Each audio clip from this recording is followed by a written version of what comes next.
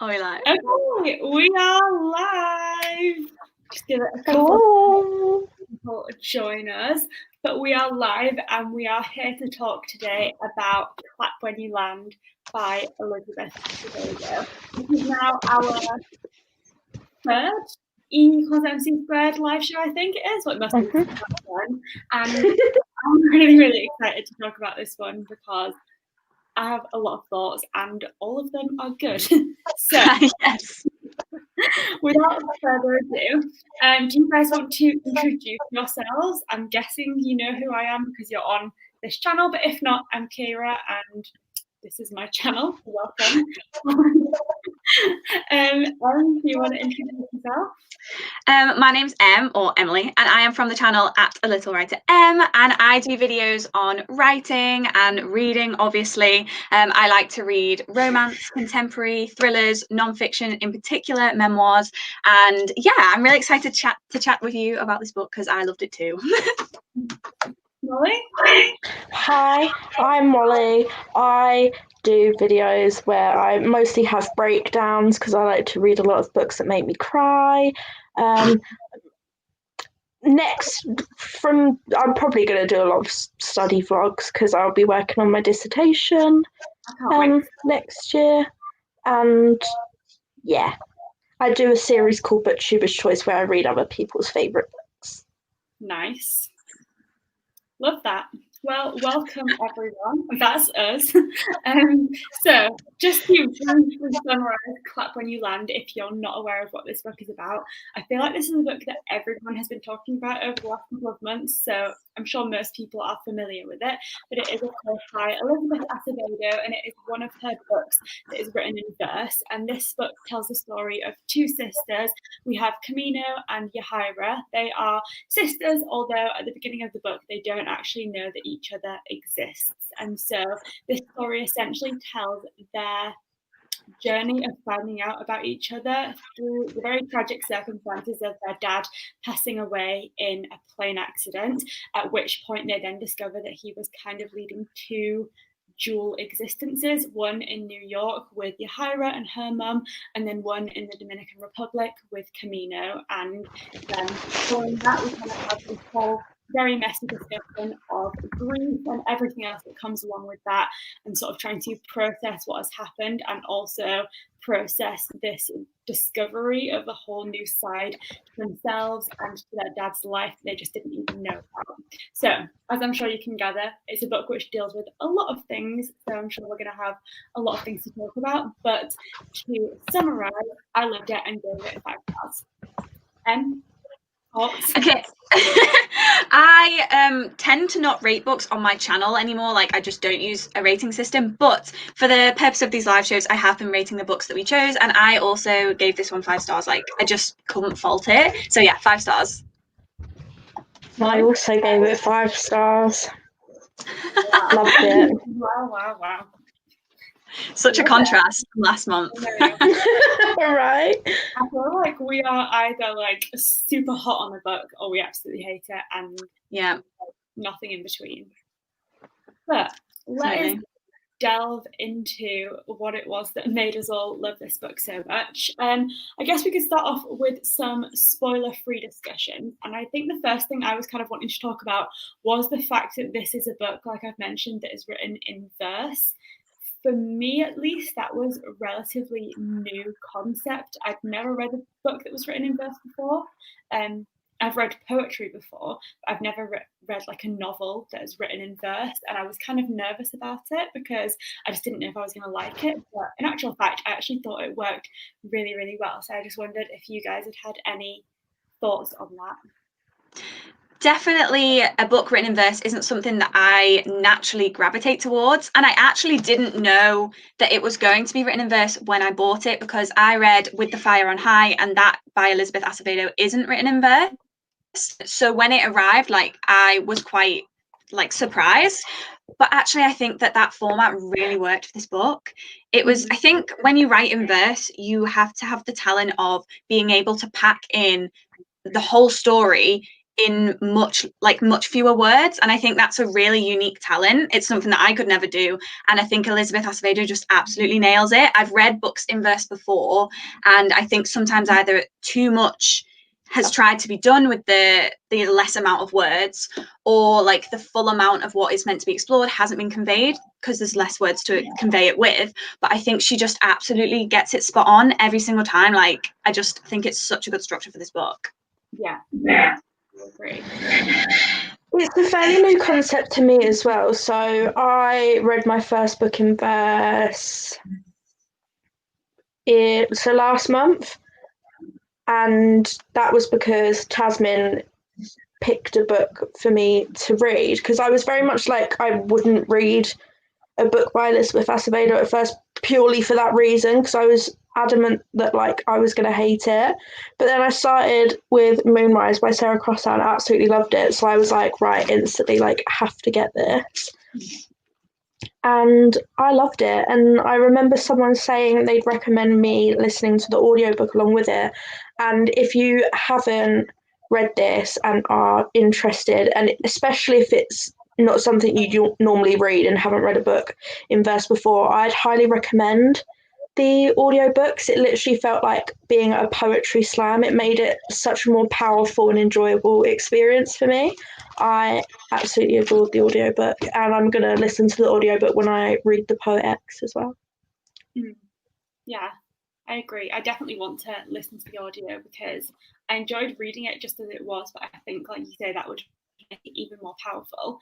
I also think what Mary has said here is quite interesting, that the fact it was written in verse made it feel more personal, because I actually really agree, but that was the thing I was worried about going in, because having studied English literature and studied poetry, I often leave poems feeling like they either explore the theme really well or convey a particular emotion, but I never usually go out of a poem feeling like I've gotten to know a character really well, like you would in a book. And so I was worried that this was going to feel slightly more superficial, but in actual fact, I felt like it really gave you an insight into people's like more raw emotions, and it did feel super personal, which I was really happy about, because it was everything that I never imagined that it was going to be, but it did it so well. 100% agree. Yeah. Just like, I think it just was so like snappy and like raw and punchy, and conveyed, I guess, like the raw emotion of grief in like a really hard-hitting way, but it didn't feel like it was skimming over anything. Yeah, and I also feel like because it was 2 points of view, I think if I tried to write a book in poetry, it would very much be my voice, and I would really struggle to differentiate that if I was writing two characters. But Camino and Yahaira were just so distinct, and I thought that was so impressive, because poetry is such a personal and intimate thing. I think it has an intimacy that maybe normal prose lacks, and so to be able to create two such distinctive voices so well, it was just so impressive. Yeah.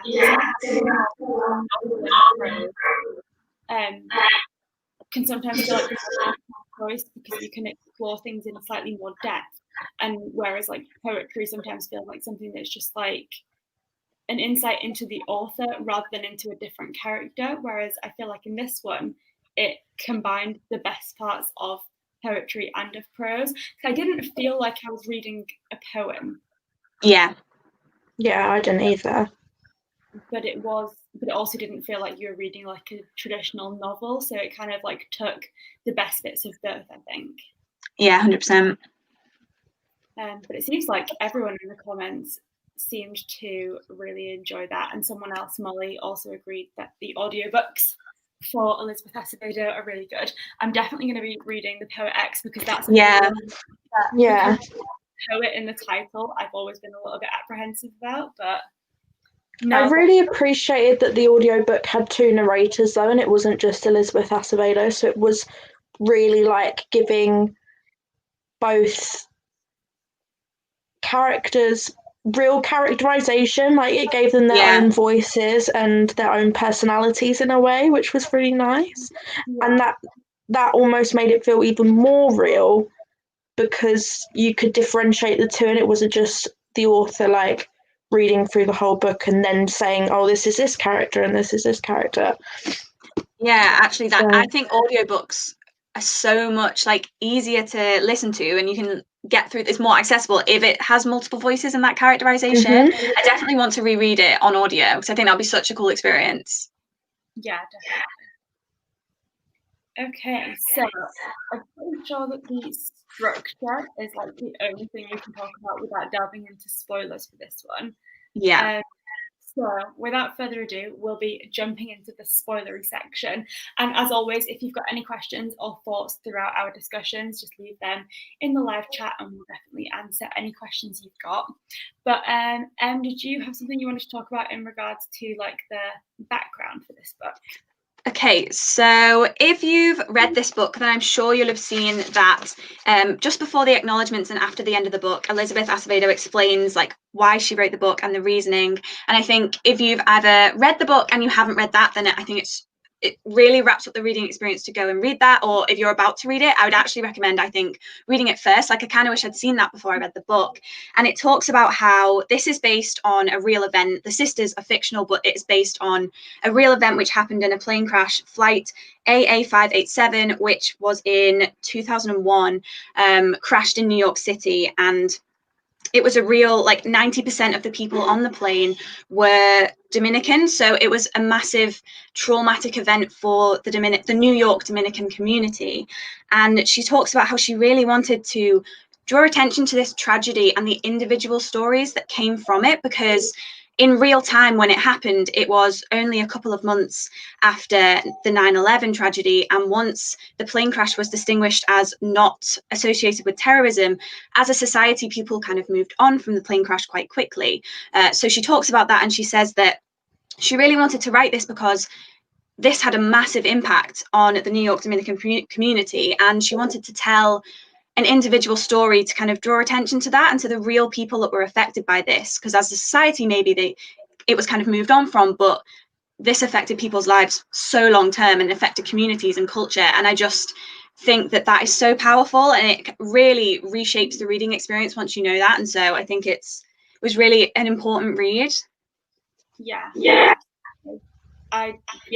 like you, I only saw that after reading the rest of the book, so it was interesting to sort of look into like the reality of that, especially because grief is such a big part of the book. And I think whilst it's a book that looks very much into two specific experiences of grief and of loss, it's also one that really shows like the magnitude of such a sort of large scale tragedy, and how it doesn't just stop at the immediate family members that are affected by it. It kind of ripples out and sort of hits the whole community. And I felt like the book really showed that, whilst also giving you that very detailed insight into our two main characters. Yeah, I think the way it discussed grief was just, I think grief is quite a common theme in a lot of books, but this was one of the most powerful reading experiences I've had with that theme. I don't know whether you felt the same, but I just felt the way that grief was portrayed was just, one, unique, because obviously you don't often read about it in this sense, but also I think sometimes using less words because it's in verse conveys it really just so, it's such an impact. And I think the grief was really portrayed well. What did you guys think? I completely agree in the sense that it's portrayed a lot, not better, but like you can really feel it when it's written in verse. Because I've also now read Moonrise by Sarah Crossan, which deals with a brother who is on death row. So again, you can really feel that with the movement. And then Long Way Down by Jason Reynolds is about a boy whose brother got shot. So you can really feel the grief in that as well. So I think the structure of the whole written in verse really does help with that, because I've read a few books that deal with grief, but I just think the way it's written really does help portray that. Yeah, I'd agree. I think it's an interesting book to deal with grief because it's an experience of grief that I'd say is quite unique in general. First of all, because it's on such a mass scale, and then second of all, because it's an experience of grief which is obviously devastating, but is also overshadowed by this revelation. And I feel like the use of verse in that sense really helps to convey like the processing of this experience, and like how it's just all so much, and how the emotion is of such a high level that, like you say, maybe words can't really express it, if that makes sense. And so we have like so many things going on, and I think that active choice to use less words and to explore emotion in a slightly different way conveys, I'd say, probably a more realistic version of grief, because I'd imagine, I've never experienced grief like that, but I would imagine that it's not something that you can really eloquently put into a novel and explain right in like a super beautiful way. It is something that would be raw and difficult to process, and would have lots of ups and downs, especially in the face of such a big revelation that kind of causes you to reevaluate the relationship of the person that you're grieving for after they're gone. Yeah. And I think the fact that this, for anyone that hasn't read the book, we are in the spoiler section now, just to clarify, aren't we? Yeah. There are kind of two aspects to this grief that make it different to maybe the normal, like the way that grief will be processed, because Camino and Yahaira don't know that each other exists. So this story is about two sisters who are grieving the loss of their father in this plane crash, don't know that they're sisters, they don't know that the other one exists. So there's that revelation that we're talking about, that they have a sister that they didn't know about. So you're kind of, there was a quote in the book which I just found so powerful, which said, how can you lose an entire person only to gain a part of them back in someone entirely new? Which I just thought summed up the book like completely. They are two sisters figuring out that the other one exists. So you've got that. And then also, I think what must have been for those characters so difficult is they loved their father so much, they adored him. He passes away, and then you learn that he isn't an entirely moral character. Like, he's a flawed character. He might have been a good father, but he wasn't a good husband. And I think that grieving someone and processing that whilst also processing their flaws is a really kind of, would have conflicting emotions, and that was interesting to read about too. Yeah. A lot of pent up anger, resentment and confusion, but also just overriding sadness that this character that for the most part they only thought of as being like a good person is someone that they'll never get back, regardless of all of their flaws. Yeah. And I also think, like, what do I think? The words were there and now they're gone. I guess like that this whole experience of grief and morality is really interesting, because I think there is a tendency in grief and in like loss to, I guess, make that person that you've lost into this like completely infallible, perfect person that you can only remember for their good things. And because the scale of what their dad was hiding was so big, I think it was impossible for them to do that. Yeah, I just think the way that they had to process this sudden grief, because it was such a traumatic event in the first place, like to have to process that sudden grief at the same time as all of these other emotions, it was all conveyed so well through the verse. And I think that it was very, I want to say realistic, but obviously I've never been in that position, but I think the like every emotion was so layered and so complex, and I think that's accurate to the situation, if that makes sense. So even when they realized that the other one existed, it wasn't just like, oh, I found a sister and I'm overjoyed. Like that whole source, like variation of emotions was so complex. Like there was resentment there as well. I just felt like every set of emotions was so layered and really interesting. Yeah, because it wasn't just like having to accept that like they had a sister, and then it wasn't even just them almost feeling relief that there was someone else who like could feel the exact same, because like it's their father, but it's then them coming to terms with the fact that he also had a completely different life. Yeah. And then it just brings loads of questions to both of them. Like you, and like if that was me and I found something like that, I'd be questioning so many different aspects of what I even knew. Yeah. I think if you really put yourself in their shoes, like, it's an impossible situation. Yeah. And like, what were you going to say, Kira? Just like you said, there's so many layers, and I think it does show that kind of grief and revelation experience in such a realistic way, in the sense that it shows that just one event doesn't detract from everything else that's going on. They both have very individual contexts, and they both kind of knew and had a relationship with him as their dad, but in very different circumstances and situations.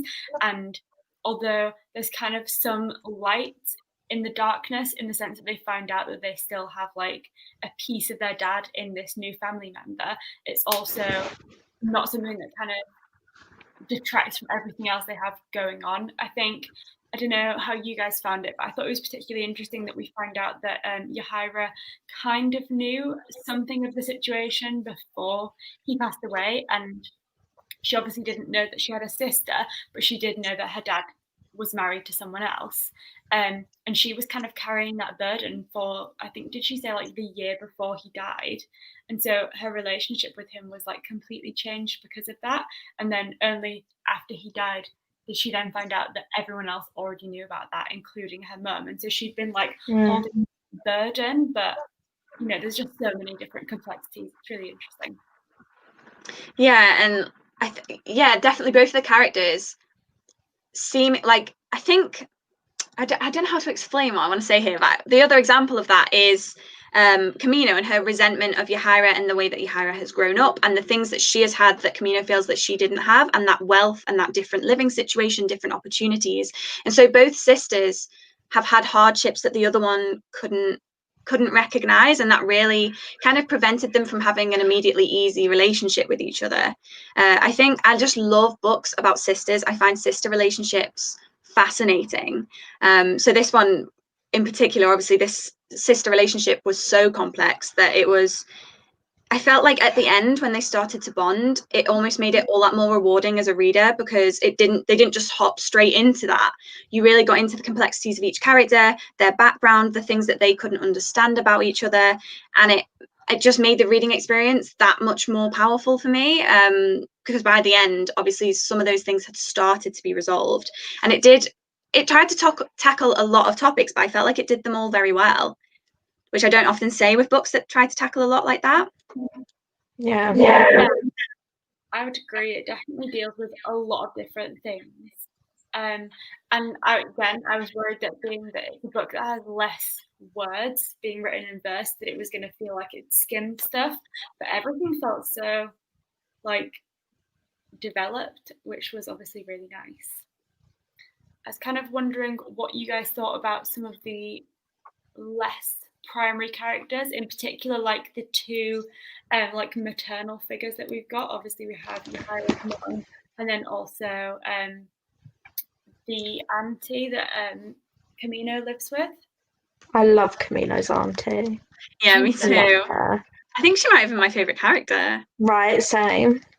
And that moment where Yahaira's mom comes to the Dominican Republic and those two meet, and obviously they have a shared history way back when, and them meeting and Camino meeting Yahaira's mother, and that kind of what could have been a tense relationship and was kind of veering towards not being that way. I loved kind of, I think my favorite part of the book was when the two worlds really did collide and you got to see those dynamics. But yeah, the auntie was my favorite character, I think. Yeah, because if I remember correctly, Yahaira's mother and Camino's mother knew each other. Yeah. So from what I understood, it was basically like Yahaira's mum was from a wealthier family, and then Camino's mum was not, and neither was their dad. And so they all kind of like knew each other. Yahaira's mum ended up marrying the dad, even though her family didn't approve of it. And then only after that did he then like cheat on her with Camino's mum. Yeah. Like tense, betrayal focused relationship triangle that we've got.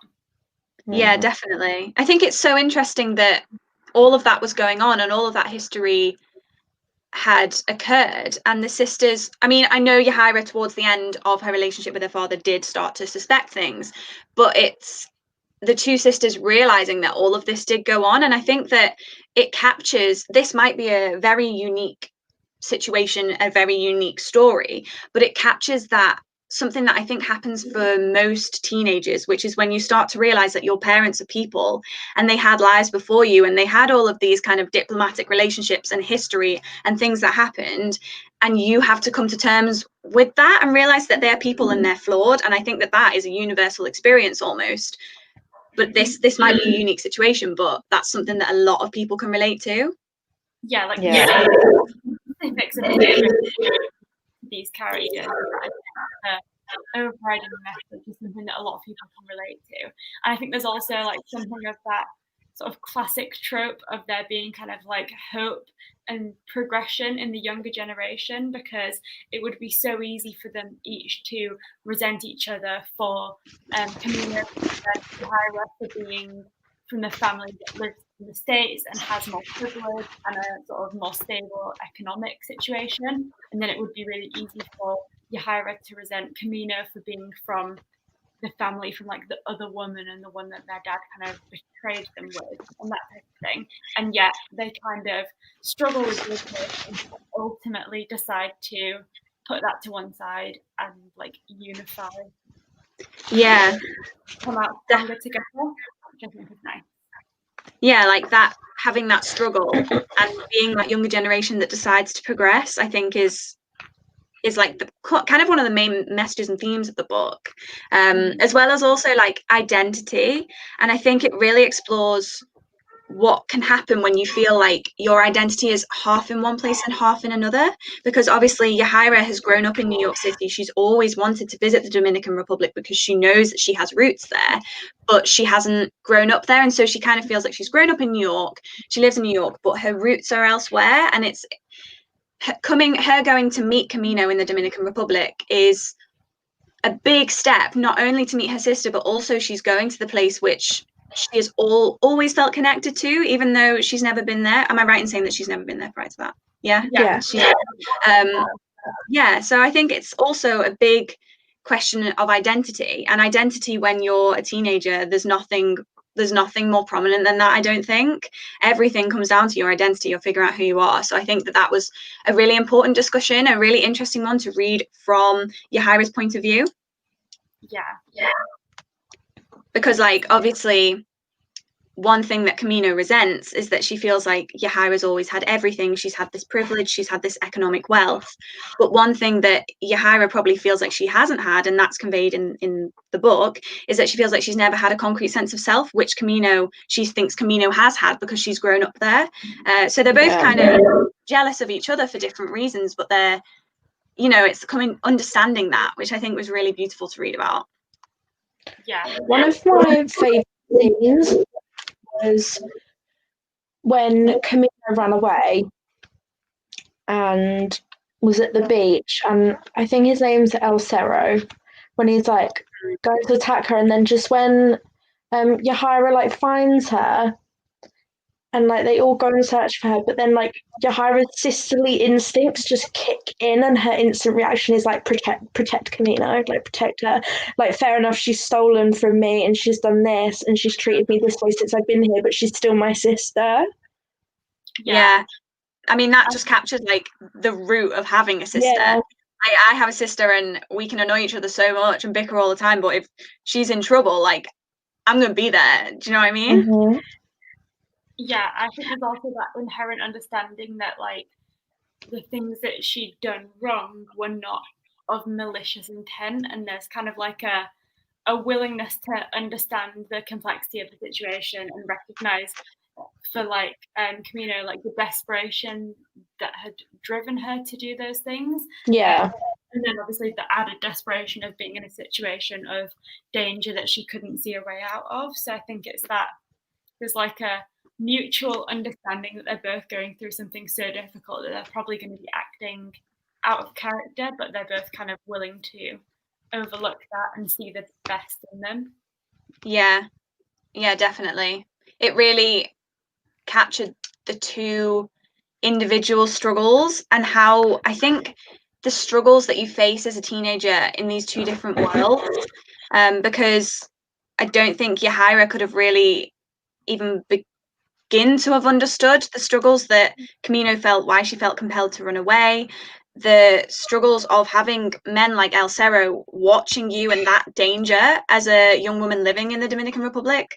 It definitely delved into, and I think delved into well, the cultural differences growing up in New York versus the Dominican Republic. Like, I don't know what you guys thought about that. Yeah, I think it's a good job of showing that one struggle doesn't necessarily outshine another, and that everyone's individual experiences are valid, and all of the emotions that they feel in these circumstances are valid and completely fine, and each person feels their emotions as they feel them. And I think the verse does a great job of showing you that emotion and showing the processing. But I think it really does show that stark difference of how much easier life is for Yahaira and how many more privileges that she's had that she doesn't even know exist just based on the place that she lives. And of course, like, I think even in their like life ambitions, we see a big difference, because again, what everyone wants to do is completely fine, but I think Yahaira has a much more chilled out vibe and is interested in like beauty and watching nail tutorials, and you know, her girlfriend has this like garden, and it's just like a lot more chilled out, whereas Camino is super focused on being like the best that she can be in order to become a doctor. And that's because in her circumstance, the only way that she can progress and potentially move to the States is by having like a really academic and impressive career. And I think that was really interesting difference as well. I think it is true of people who are from less economically stable backgrounds that ambition is more important. It's kind of like your only route. Without ambition, you've not, unless you want to stay, ambition is the only sort of route elsewhere. Yeah, and I think like tying into that, reading this book, it really kind of magnifies the idea that it's very easy to think that privilege is just about wealth and money. And I think it's obviously it's much more complex than that, and there's so many other ways that you can be privileged, just depending on like where you've grown up and where you live, and those dangers that were talked about in the book, which actually was quite a large part of the book, like El Cerro and the dangers that posed to Camino. I think was a large part of the story for Camino's point of view, and it was a privilege. I think the ability to not worry about being followed and watched by this man was something that Yahaira would struggle to comprehend. And I think it was kind of easy for Yahaira to just assume that the reason that Camino would resent her would just be based on wealth and money, but actually it's so much more complex than that, and the living situations and the privileges were just so much more layered. And I think I think it's really important to read this book because of that. I think it's anything which can point out the ways that you can be ignorant and not understand privilege, anything that can deepen your understanding of that is really important reading material. I do think that there is more layers to privilege and things like that. A lot of the time when you like unpick those layers, money is at the center of everything. That's how her dad had been protecting her from El Cerro, and that's how she was getting through school and had this potential to maybe move to the States and get a visa and stuff. And whilst money is like the root thing and other things surround it, when you really unpick it, the difference between someone who's like privileged and unprivileged in these circumstances is really down to their economic status. Even if Camino was to stay in the Dominican Republic and never move to the States, if she had a more stable source of income, her situation is a lot more safe. Yeah. Definitely interesting. What was that, right? Do you have any thoughts on that? I feel like I've been talking for ages. On what exactly? Sorry, I'm on like the privilege thing and culture and those types of things. Oh yeah, no, 100%. Like they made it so clear, and it wasn't. It was very. what's the word? Like, it wasn't like, this is how it is. It was like very like smoothly done. But it's just such an important thing to talk about, really, isn't it? Like, and like what Em said, like the lessons learned, like how one would think the resentment is purely about one thing, but it is just so much more. Yeah, definitely. I think it's interesting and a really impactful way of trying to talk about privilege and where you've grown up with using a double point of view.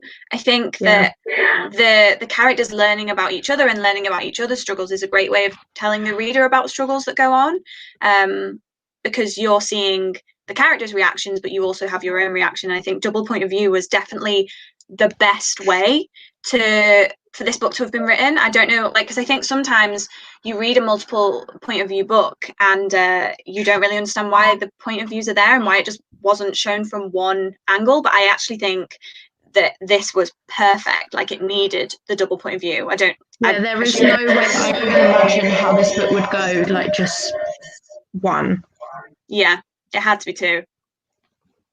And did you guys think that the characterization, like, did you think the two voices, because I think another mistake that, like, for other point of view books I've read, like, other reviews have said, oh, the characters weren't distinct enough. Like, did you think that they were in this one? Yeah, me too, 100%. Definitely felt like the voices were just so different. Yeah, and you could immediately tell that you were getting, like, without even looking at whose title it was, like, 'cause it obviously had their names at the beginning of each section.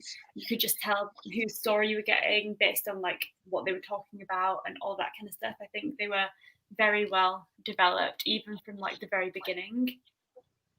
And I think identity is, like, super important to the whole book, because even, like, where it just begins, it's like, it's all about, like, the first line is, I know too much of much. And it's all about, like, the cultural background and the lived experience of Camino. And I feel like immediately we have this differentiation between the characters and this understanding of their, like, personal lived experience and how that has created them as an individual character. Yeah, I definitely think I had an advantage, like, listening to the audiobook and getting that distinction between characters due to the different voices. But because I was reading along with it, I definitely think the way it's written as well definitely distinguishes between the two. Just even the way it's written in general, you can tell, even without, like, context of what they're speaking about, you can certainly tell who is who. Yeah, definitely. It's very distinct voice. And as I said, like, at the beginning, like, I think that's very clever to be able to do that through poetry. What did you guys think of the ending? Because obviously that's something we have to discuss.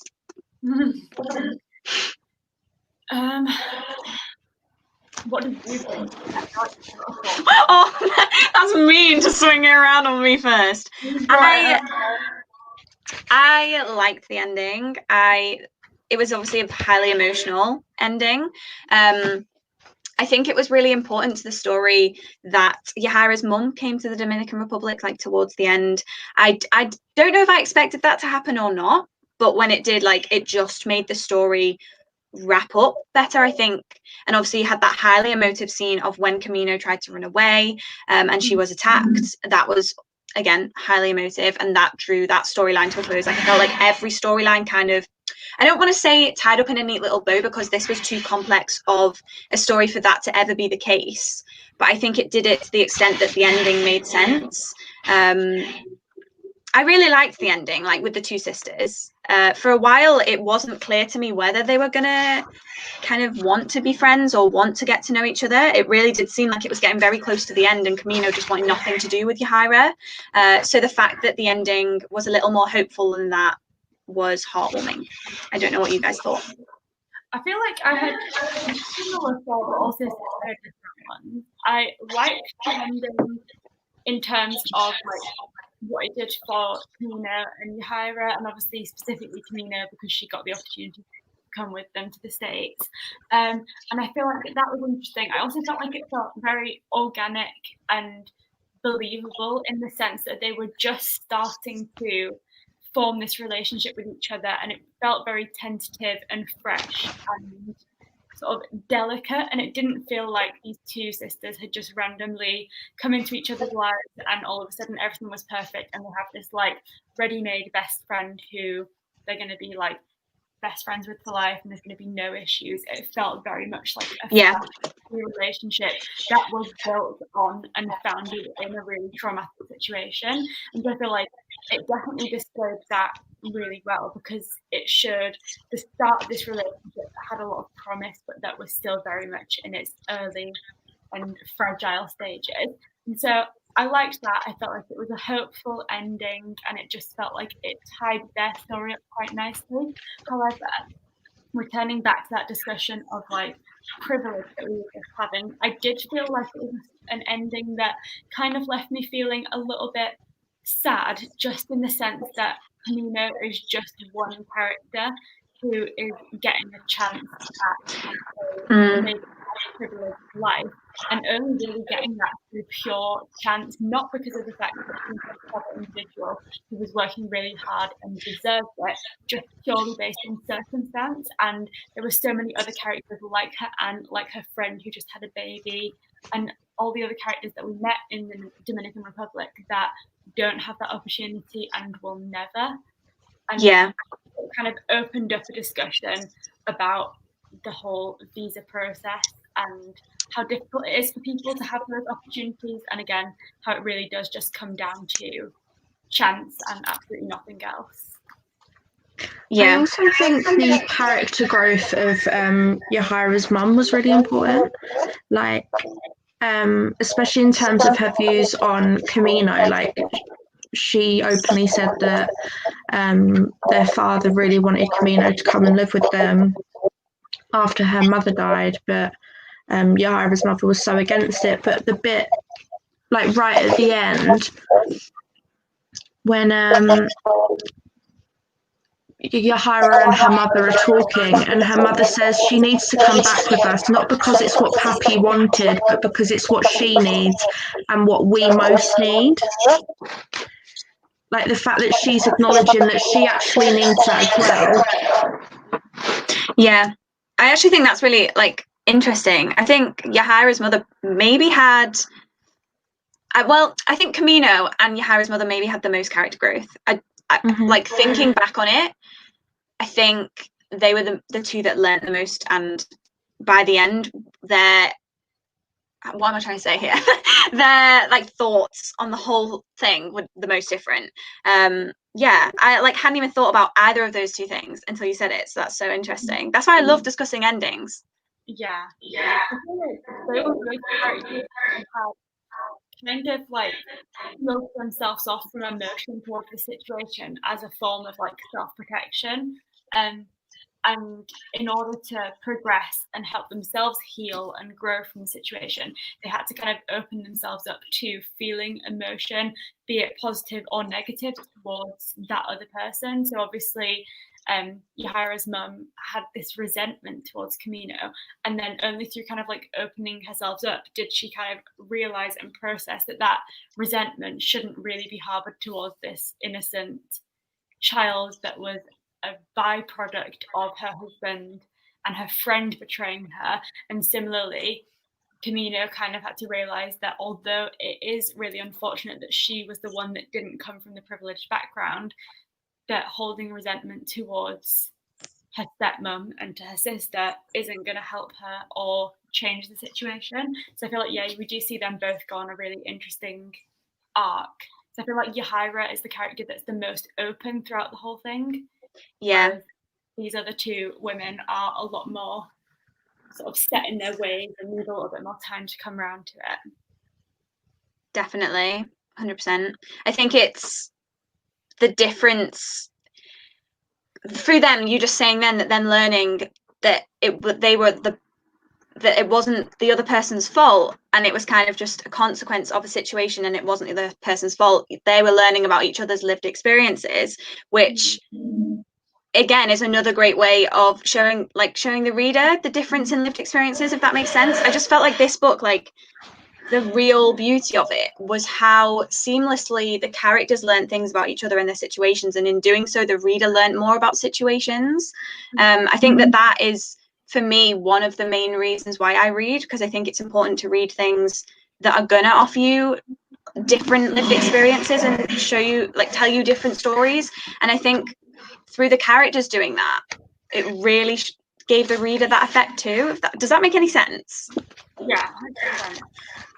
Yeah, that's my favorite thing about this book. I think often if you're trying to tell say an important message to the reader, sometimes it just feels like you're trying to do that. And I think that can be something that happens if you've just got one point of view, but with two, like double POV, it makes it so much easier with the characters telling each other things to tell the reader something and it be more seamless. And I think that was my favorite thing about the book. Yeah. I was just wondering if either of you two had like a favourite perspective out of the two. I think for me, it would have to be Camino, based on what we just said and the fact that she had, I think, more of an obvious character arc. I think Yahaira's point of view was really important because you needed both, as we said.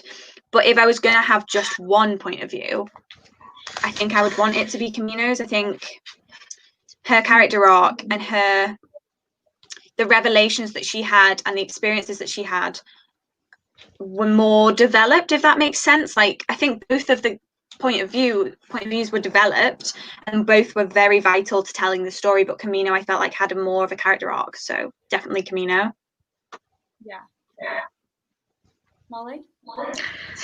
See, I agree in the sense that, like, if you only had one, then it would be Camino. But I loved both of them so much for so many different reasons. Like, it's so, if you could almost mash the two, like, you do mash the two because you literally have both of them together. But I mean, if you were like to only have one, if there was a way to mash the two together, it would just make it perfect. Because I also did really love the queer rep with Yahaira. Yeah. But I do completely get what you mean in the terms of the development, but they are needed because where both perspectives were kind of so different, Yahaira was so much more open, and I think it might have something to do with like where she's from and the fact that she's queer. Like, she's just a very open person. I think you needed that alongside Camino being so closed off at first. Yeah, definitely.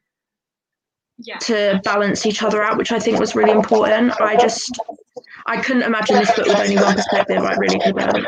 I don't think it could, like, the story just wouldn't have been told the same. Like, you couldn't tell it without both of them. No. And also, you're just saying that then, I think real, like, concept of identity was progressed through Yahaira's voice. So actually, that's just made me think, would it be Camino? Like, I don't know. I can't really say which one I would have if I could just have one, because I said that, like, you need both. Like, the whole sense of being rooted in two places was Yahaira's story, more so than, I guess, Camino's. I don't know. It's a hard one. What do you think, Kira?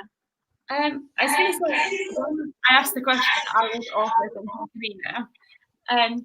I think as an individual character, there's a little bit more like depth to her story, purely based on the like level of struggle that she's sort of going through and the amount that it kind of shifts everything for her. Because obviously in losing her dad, she loses her second parent, so she's technically an orphan, and all of a sudden everything that she had and all of the stability that she'd managed to create in her life was kind of taken away. So I feel like her narrative has a lot more interest, not significantly more, but I just feel like there's more going on and I guess more at stake for her.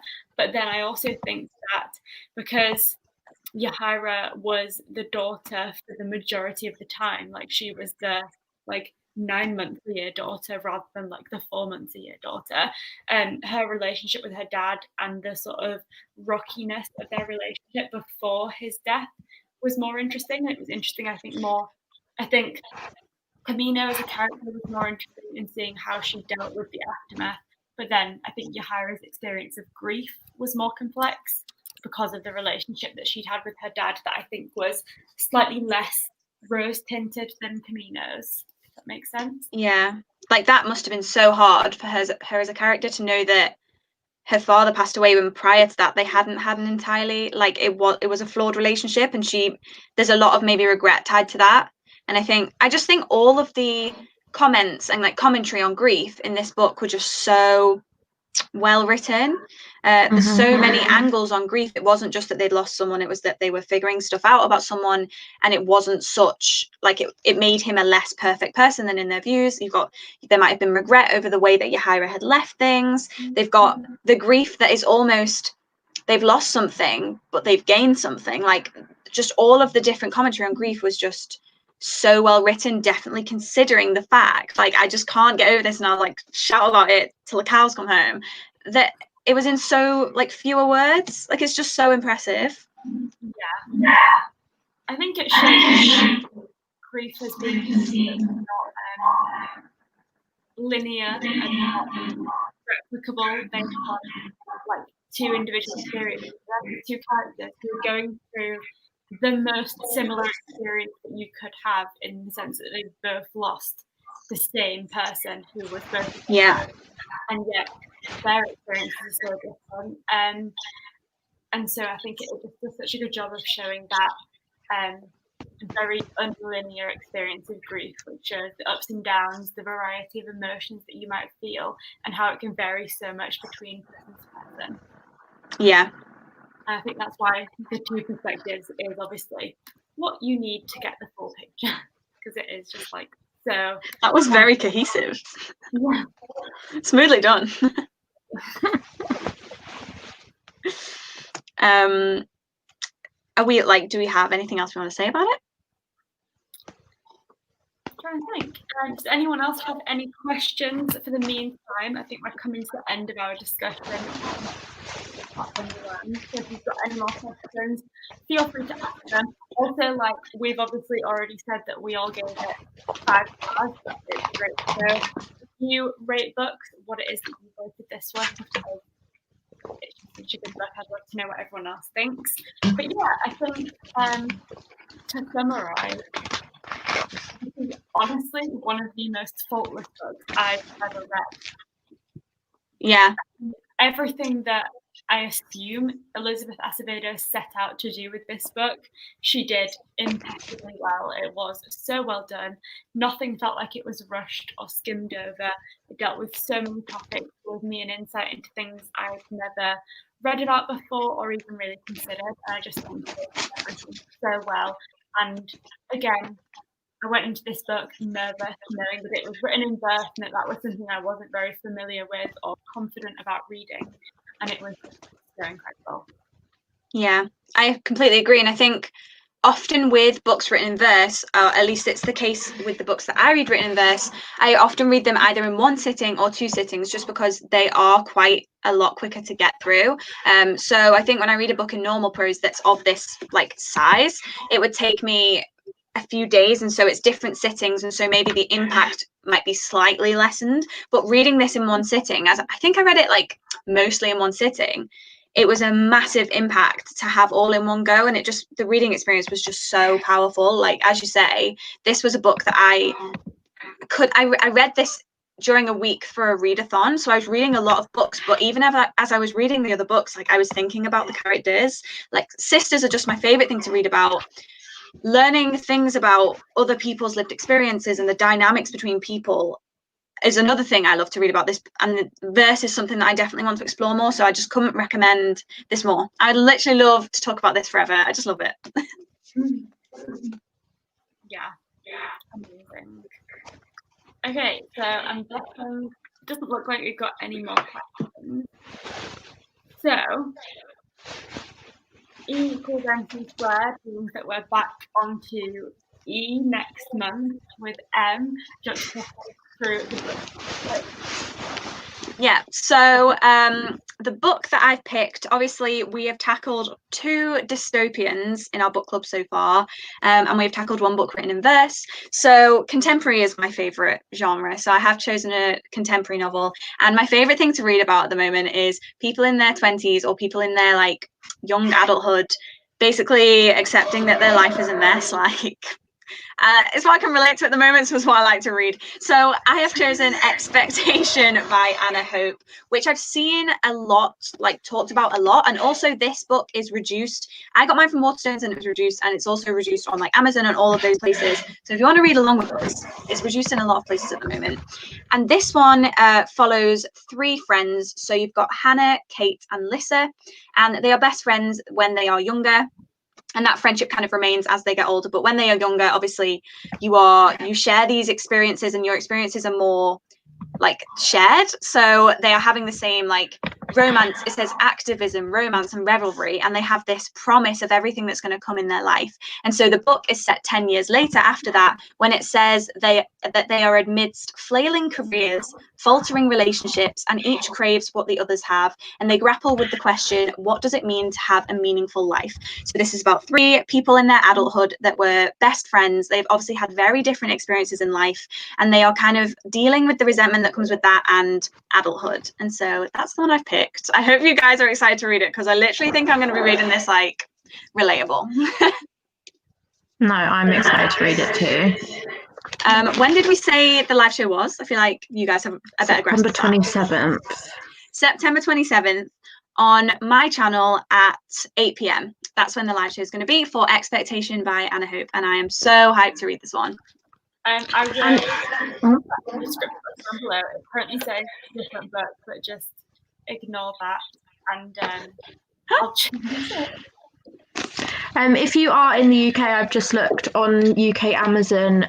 The Kindle version of this is currently 99p, and the paperback is £5. So, ooh, bargain. Yeah, it is. It's literally reduced everywhere at the moment. That's why I got a copy. So yeah, I'm excited to read that one. I think it's going to be a good discussion, because obviously I think aspects of it will be like, I think books about adulthood are just so fun to unpick. Yeah. Are you ordering it, Kira?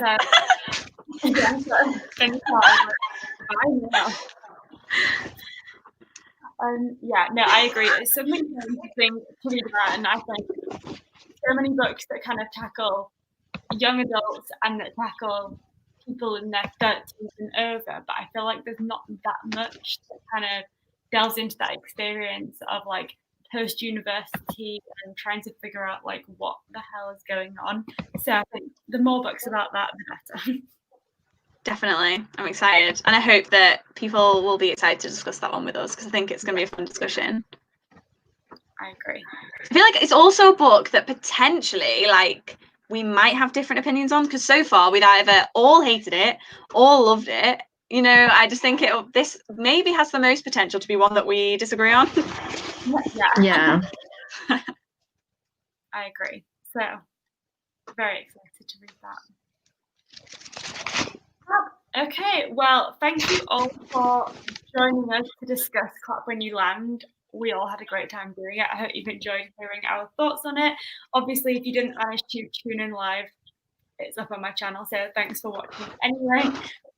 Yeah, without further ado, I will see you on M's channel at the end of this month, and then back on my channel for future videos in general. Meg's going to be joining us for the next book. Yes, Meg. Right. Thank you, guys, and we'll see you next month. Bye. Bye.